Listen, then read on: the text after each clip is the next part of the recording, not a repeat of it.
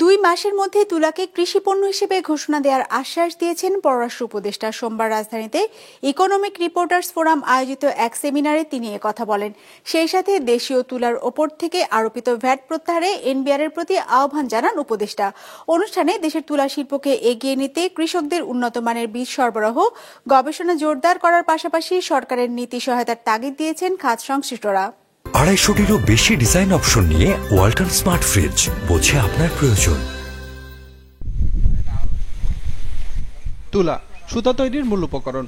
দেশের পোশাক শিল্পে যার চাহিদা প্রায় 80 লাখ বেল, বিপরীতে অভ্যন্তরীণ খাত থেকে উৎপাদন হয় 2 লাখ বেলের মতো। সেই চাহিদা পূরণে বছরে 3 থেকে $3.5 বিলিয়ন তুলা আমদানি করতে হয় বিশ্ববাজার থেকে।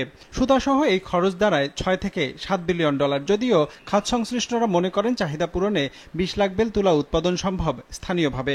আনইউজ যে ল্যান্ড, যেমন সুগার মিল বা অন্যান্য যে সমস্ত জমিগুলি আছে, সেগুলো agro forestry, tobacco area, saline area, চরল্যান্ড এরিয়া এবং হিল এরিয়া, এগুলোতে যদি আমরা 2 লক্ষ হেক্টর জমি আমরা বের করতে পারি, আমরা ইজিলি কিন্তু 19 থেকে 20 লক্ষ বেল আমরা তুলা উৎপাদন দেশের ভিতরে উৎপাদন করা সম্ভব।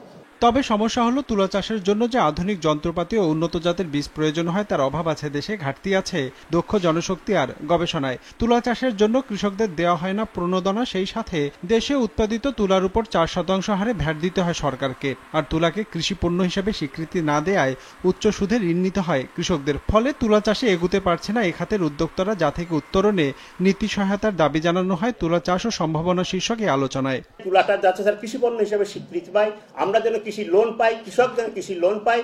এবং এই যে আমরা স্যার একটা দেখেন এলসির মাধ্যমে, যেহেতু এনবিআর স্যার আছেন, স্যার এলসি দিলে আমাদের 4% কেটে নিচ্ছে স্যার, অ্যাডভান্স ইনকাম ট্যাক্স কেটে নিচ্ছে। অথচ বিদেশ থেকে যে তুলা আসছে স্যার, সেখানে 1% কোনো নাই স্যার, ভ্যাটও নাই, ট্যাক্সও নাই। আমাদের দেশি তুলার ওপরে স্যার একটা ভ্যাট ট্যাক্স ইম্পোজ করে রেখেছে স্যার। তো এই যে স্যার আমরা কিভাবে তাহলে এই শিল্পটাকে আগায় নিয়ে যেতে পারবো?